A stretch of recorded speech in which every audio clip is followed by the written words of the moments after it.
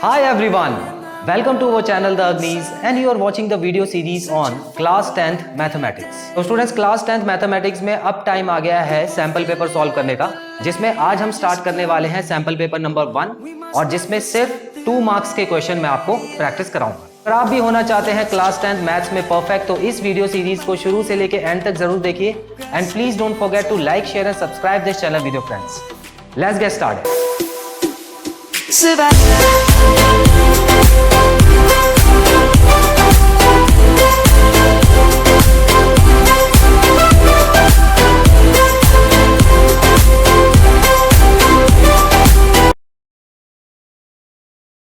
आइए स्टूडेंट्स देखते हैं पहले क्वेश्चन में क्या पूछा है।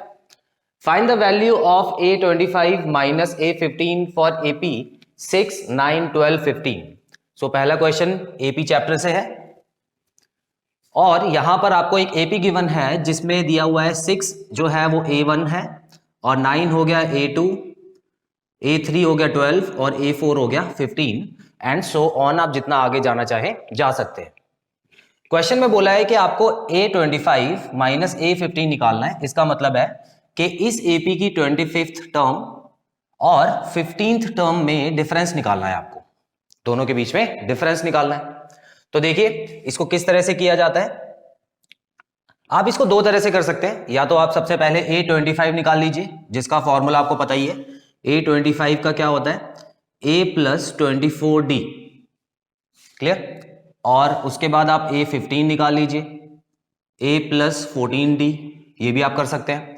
और जो वैल्यूज आपकी आएंगी उसको आप माइनस करके आंसर निकाल सकते हैं, क्लियर।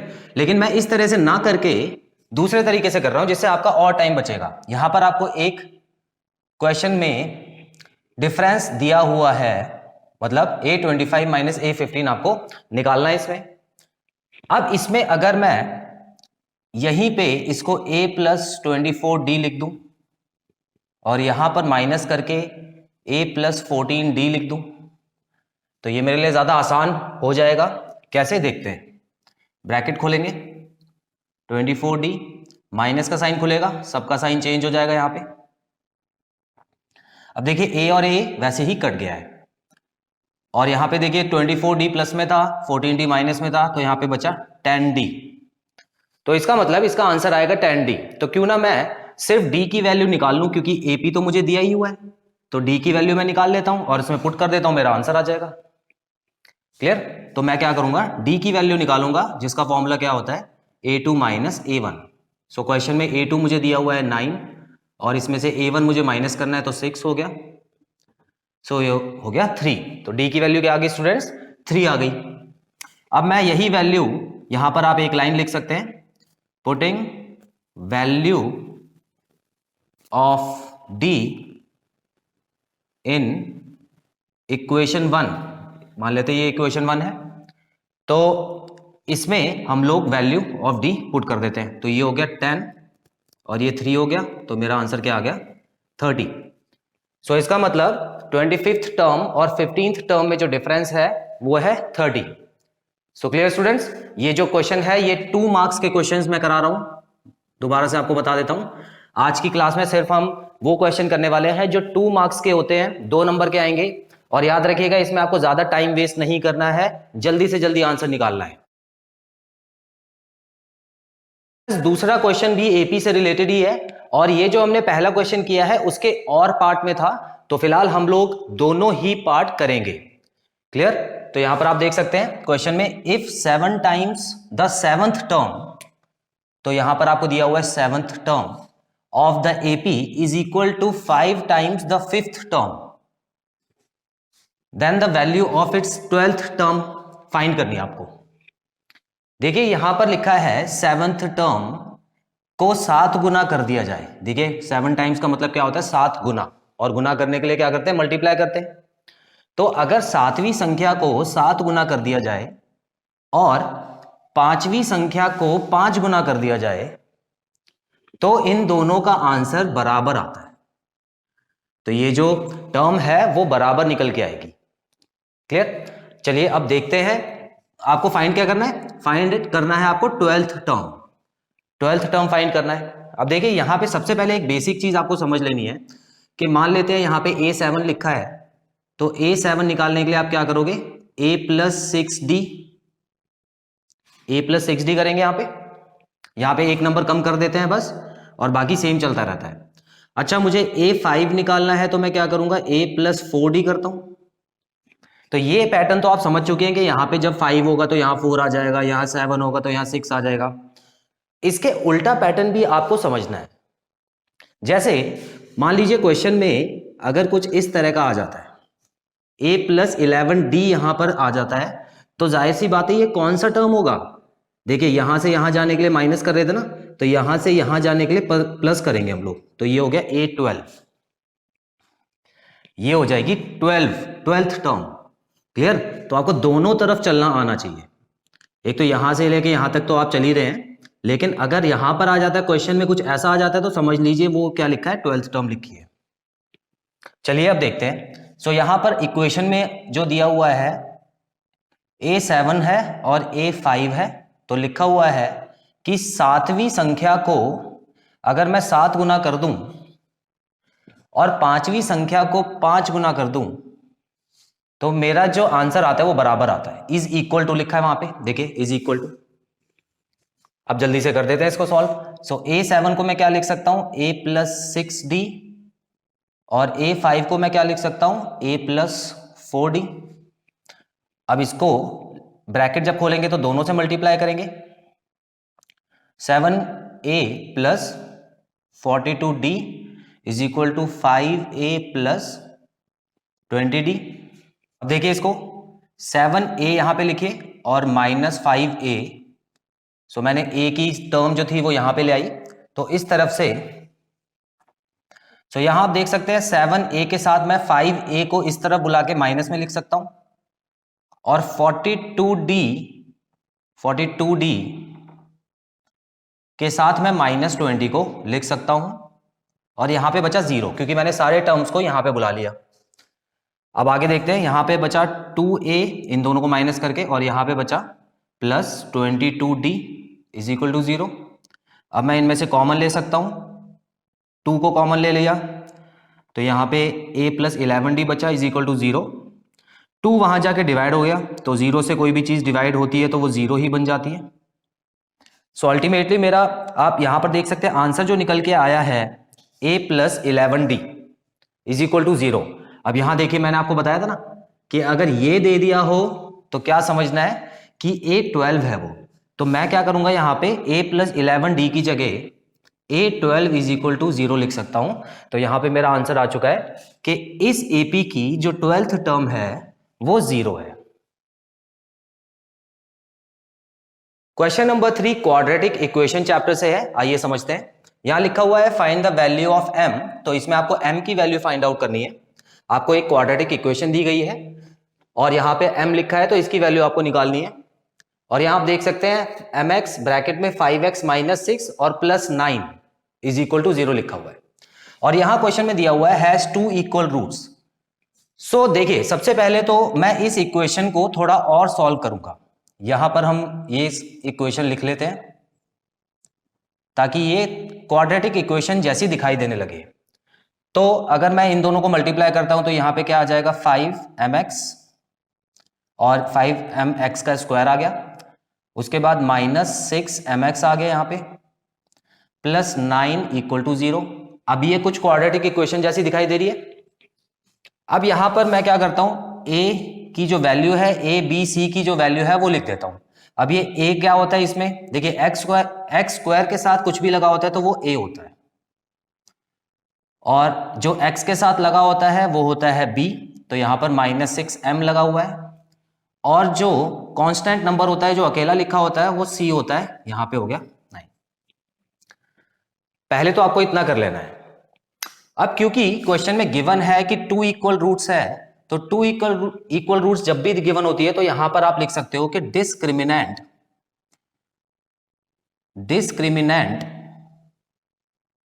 Is equal to 0। मतलब दोनों जो आंसर हैं उनका जो फर्क है वो 0 के बराबर है, तो डिस्क्रिमिनेंट इज इक्वल टू 0। तो यहां पर हम डिस्क्रिमिनेंट की जो वैल्यू होती है वो होती है b² माइनस 4ac, तो इक्वल टू 0 के बराबर हो गया। क्लियर? सो डिस्क्रिमिनेंट की जो वैल्यू होती है वो होती है बी स्क्वायर माइनस 4ac और ये 0 के बराबर है। अब हमको जल्दी से क्या करना है, ए बी सी की वैल्यू इसमें पुट कर लेनी है। तो बी की जो वैल्यू दी हुई है -6m, -4, ए की वैल्यू क्या है 5m और सी की वैल्यू है 9, बराबर हो गया 0 के। अब इसको सॉल्व करते हैं, ये हो गया 36m का स्क्वायर माइनस यहां पर आप लिख सकते हैं 4, आप चाहें तो इसको भी आप मल्टीप्लाई करके लिख सकते हैं, मैं मल्टीप्लाई क्यों नहीं कर रहा हूं मैं आपको आगे बताऊंगा, इज इक्वल टू 0। मल्टीप्लाई इसलिए मैंने नहीं किया क्योंकि यहां पर आप देख सकते हैं 36 है और यहां पर भी इस नंबर के पास भी 36 है, 9 4 36 होता है। सो मैं 36 को कॉमन ले रहा हूं, 36 को भी कॉमन ले रहा हूं और m को भी कॉमन ले रहा हूं। आप चाहें तो इसको मल्टीप्लाई करने के बाद भी कॉमन ले सकते हैं अगर आप चाहें तो, ठीक है। तो यहां पर 36 और m कॉमन आ गया क्योंकि 36 इसके पास भी है, इसके पास भी है, और m इसके पास भी है, इसके पास भी है। तो 36 m को ले लिया कॉमन, तो बचा क्या, यहां पे m बचा, माइनस इसके पास क्या बचा, सिर्फ 5 बचा, इक्वल टू 0। 36 m है और दूसरा है m minus 1 is equal to 0। तो यहां पर मैं इस तरह से लिखूंगा इसको, दोनों आंसर को अलग अलग लिख देता हूं, m माइनस 5 इक्वल टू 0। सो इस तरह से यहां पर जो m की वैल्यू आई है वो 0 है क्योंकि 36 वहां जाके डिवाइड होगा तो 0 बन गया, और यहां पे जो m की वैल्यू आई है वो 5 है, जो -5 था वहां जाके प्लस हो गया। तो यहां आप देख सकते हैं कि इस क्वेश्चन में जो m की वैल्यू है 0 is not the answer, m की वैल्यू जो 0 है नॉट द आंसर है। तो यहां पर आपको जो m की वैल्यू लेनी है 5, तो ये जो आपका m is equal to 5 is the correct answer. Clear? तो आपका जो आंसर आएगा वो m इज इक्वल टू 5 आएगा। अगला क्वेश्चन सरफेस एरिया वॉल्यूम के ऊपर है, आइए समझते हैं। लिखा है the CSA of a cone is 12,320 centimetre square. तो आपको एक कोन का CSA दिया हुआ है जो कि वैल्यू ये है। If the radius of its base, अगर उसी कोन का जो रेडियस है वो 56 सेंटीमीटर है, देन फाइंड इट्स हाइट, आपको हाइट निकालनी है। तो बहुत सिंपल क्वेश्चन है ये। आप एक जल्दी से कोन ड्रॉ करेंगे, कोन कुछ इस तरह का होता है आपको पता ही है, और आपको ये भी पता है ये डायगनली जो लाइन जा रही है, ये जो टेढ़ी लाइन जा रही है उसको बोलते हैं L, जो कि है स्लांट हाइट, और ये वाली जो नीचे लाइन होती है वो हो गई रेडियस, और ये वाली जो हाइट होती इसको इस लाइन को बोलते हैं हाइट, ये जो होती है जो सीधी जा रही है। क्लियर? तो यहाँ पे 3 अलग चीजें हैं। अब यहाँ पर आप देखिए आपको निकालना क्या है, क्वेश्चन में बोला है आपको हाइट निकालनी है। तो हाइट तो ये वाली होती है, तो इसका मतलब आपको ये परपेंडिकुलर वाली लाइन जो है वो कैलकुलेट करनी है। ठीक है, तो स्टार्ट करते हैं। देखिए सबसे पहले मैं लिखूंगा यहां पे CSA ऑफ कोन, आपको क्वेश्चन में दिया हुआ है 1 2 3 2 0। अब CSA ऑफ कोन का फॉर्मूला क्या होता है, पाई आर एल फॉर्मूला होता है इसका। क्लियर? पाई की वैल्यू क्या है 22/7। अब क्वेश्चन में देखिए पाई की वैल्यू नहीं दी हुई है, अगर पाई की वैल्यू क्वेश्चन में नहीं दी हुई है तो आपको 22/7 ही पुट करनी है। क्लियर? ठीक है। आर क्या है, आर क्वेश्चन में 56 दिया हुआ है, और एल हमको अभी फिलहाल नहीं पता, तो एल की वैल्यू यहां से निकल सकती है। तो यहां पर इस तरह से इक्वेशन बन जाएगी। अब मैं क्या करूंगा, देखिए 7 और 56 तो यहीं पे कट जाएगा, तो ये 8 आ गया, और मैं एल को यहां पे रख के बाकी नंबर्स को दूसरी साइड भेज देता हूं, तो बाकी नंबर्स जो है वो दूसरी साइड जाके इस तरह से डिनोमिनेटर में मल्टीप्लाई हो जाएंगे।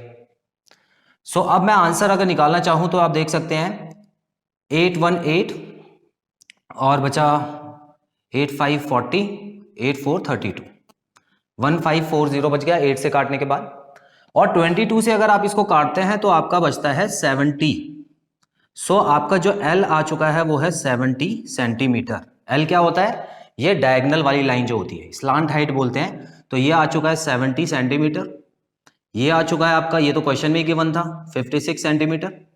अब देखिए पाइथागोरस थ्योरम यूज करके आप h निकाल सकते हैं, बिल्कुल निकाल सकते हैं। तो देखिए यहां पे लिखिएगा L square, is equal to H square plus R square होता है, ये आपको पता है। अब इसमें आपको h की वैल्यू निकालनी है, तो मैं h को साइड में रख देता हूं और r को यहां पे भेज देता हूं, तो ये हो गया L square minus R square is equal to H का स्क्वायर। अब एल स्क्वायर की वैल्यू क्या है 70 और आर स्क्वायर की वैल्यू क्या है 56 का स्क्वायर। इस तरह से वैल्यू पुट कर दीजिए। अब देखिए यहाँ पे a plus B A minus B का फॉर्मूला बन रहा है, a plus B A minus B, तो मैं यहाँ पे लिख दूंगा a प्लस बी और यहाँ लिख दूंगा a minus B equal to H का स्क्वायर। क्लियर। अब यहां पर आप देख सकते हैं इनको प्लस करने के बाद 126 आ जाएगा और दूसरी तरफ यहां पे 14 बचेगा एच का स्क्वायर। अब मैं क्या करूंगा, यहां का स्क्वायर हटाने के लिए यहां पे रूट लगाऊंगा। सो ये वाली जो पूरे नंबर्स हैं 126 और दूसरा 14 जो था वो इस तरह से आ जाएगा और यहां पे एच बचेगा। अब आप इसको भी तोड़ दीजिए। देखिए मल्टीप्लाई मत कीजिएगा, बड़ा नंबर बन जाएगा, कोई फायदा है नहीं क्योंकि हमको छोटा नंबर बनाना ही है। अब देखिए 126 किसका फॉर्मूला होता है, 126 कैसे आता है 14 मल्टीप्लाई बाय 9, 14 9 से 126 होता है और यहाँ पे 14 एक पहले से था, तो देखिए ये 14 और ये 14 बाहर आ जाएगा, बन गया एक 14 और 9 कैसे बनता है 3 मल्टीप्लाई बाय 3, तो इसका भी एक 3 बाहर आ जाएगा। सो मेरा जो अल्टीमेट आंसर आ जाएगा 42 सेंटीमीटर जो कि है हाइट। तो यहां पर जो इसकी हाइट है वो आ गई 42 सेंटीमीटर। सो अगला क्वेश्चन स्टैट्स के ऊपर है, आइए देखते हैं। If mode of the given series is 45 find the missing frequency. So question में मोड आपको दिया हुआ है और यहां पर मोड की वैल्यू क्या है 45 है और क्वेश्चन में आपसे पूछा गया है कि आप एक यहां पे फ्रीक्वेंसी इन्होंने गायब कर दी है। देखिए यहां पर 40 और 60 के सामने वाली जो फ्रीक्वेंसी है वो गायब कर दी है और यहां पर इसी की वैल्यू आपको निकालनी है। तो फिलहाल के लिए मैं यहां पर x ले लेता हूं, तो उसकी वैल्यू फाइंड कर लेंगे। क्वेश्चन में आप देख सकते हैं जो क्लास इंटरवल है वो 20 के गैप पर है। सो 20 के गैप पर जब भी होता है क्लास इंटरवल तो हम यहां पे लिख सकते हैं जो h है वो 20 के बराबर है। h की वैल्यू क्या होती है, जो गैप होता है दोनों के बीच में। क्लियर। अब देखिए यहां पर आपको जब एक नंबर नहीं दिया होगा तो आपकी हेल्प के लिए कुछ ना कुछ तो क्वेश्चन में दिया होगा, तो यहां पे जो मोड दिया हुआ है ये आपकी हेल्प के लिए दिया हुआ है। अब किस तरह से हेल्प होगी, देखिए 45 है तो 45 किन दो नंबर्स के बीच में आ रहा है, 45 कहां पे आएगा, इन दो नंबर्स के बीच में आएगा। क्लियर। तो अब आपको क्या करना है, अब आपको इसको हाईलाइट कर देना है, जितने एरिया को मैं हाईलाइट कर रहा हूं, देखिए इस तरह से हाईलाइट कर लीजिए। अब ये मैंने इस तरह से क्यों किया है, तो आप देख सकते हैं यहां पर आप लिखेंगे F0, जो ऊपर वाला नंबर होता है वो F0 हो गया, ये हो गया F1 और ये हो गया F2। तो क्लियरली मुझे किसकी वैल्यू निकालनी है, F1 की ही वैल्यू निकालनी है। सो इस तरह से आप इनको नंबर दे दीजिए। तो सबसे पहले क्या करना है, मोड को देखिए, मोड कौन से दो नंबर के बीच में है और इस तरह का एक आप डायग्राम बना दीजिए, लाइन खींच दीजिए इसके ऊपर। और उसके बाद जो f है, अब उसमें f सीरीज वाइज लेना है हमेशा, F0 F1 F2 इस तरह से ही लेना है आपको। क्लियर। अब आप बस फॉर्मूले में वैल्यू पुट कर दीजिए, आपका आंसर आ जाएगा।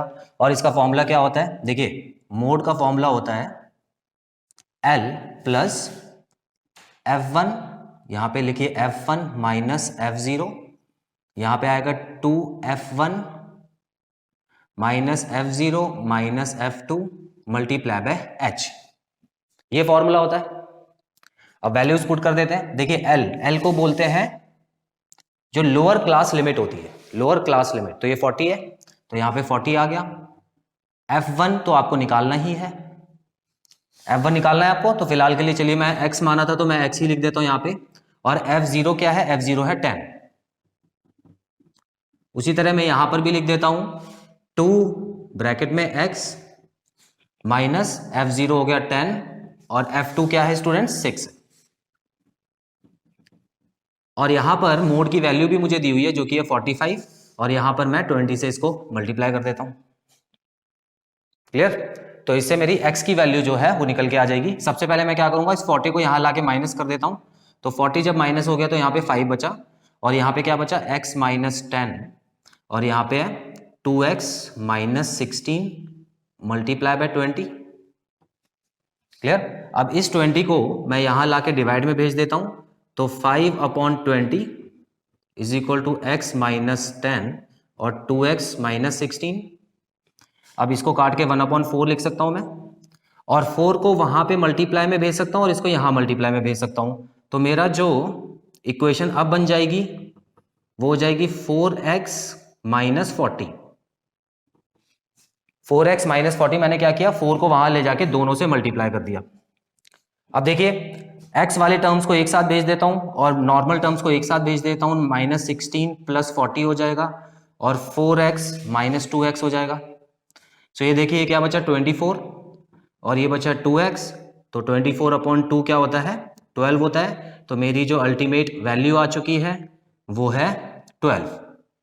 मतलब यहां पे जो मिसिंग फ्रीक्वेंसी थी स्टूडेंट्स वो क्या थी 12 थी, 12। अगला क्वेश्चन बहुत इंपॉर्टेंट क्वेश्चन है स्टूडेंट्स। क्वाड्रेटिक इक्वेशन पे एक वर्ड प्रॉब्लम दी गई है आपको। अब इस वर्ड प्रॉब्लम को आपको सही से समझ के इक्वेशन बनानी है, उसके बाद इसका आंसर निकालना है। चलिए देखते हैं क्वेश्चन में क्या गिवन है। If Ritu were younger by 5 years then what she really is. तो पहली लाइन का मतलब क्या है कि रितु की उम्र अभी जितनी है उससे अगर 5 साल कम होती, अभी रितु जितने साल की है अगर उससे 5 साल कम होती तो the square of her age would have been 11 more than 5 times her present age. तो जो 5 साल कम वाली एज है उसका अगर स्क्वायर कर देते, जो 5 साल कम वाली एज है उसका स्क्वायर कर देते तो वो 11 ज्यादा होता, 11 साल ज्यादा होता 5 times उसकी आज की एज के। तो अगर उसकी आज की एज के 5 गुना कर दो और उसमें 11 प्लस कर दो तो वो इसके स्क्वायर के बराबर होता, जो मानी गई एज है उसके स्क्वायर के बराबर।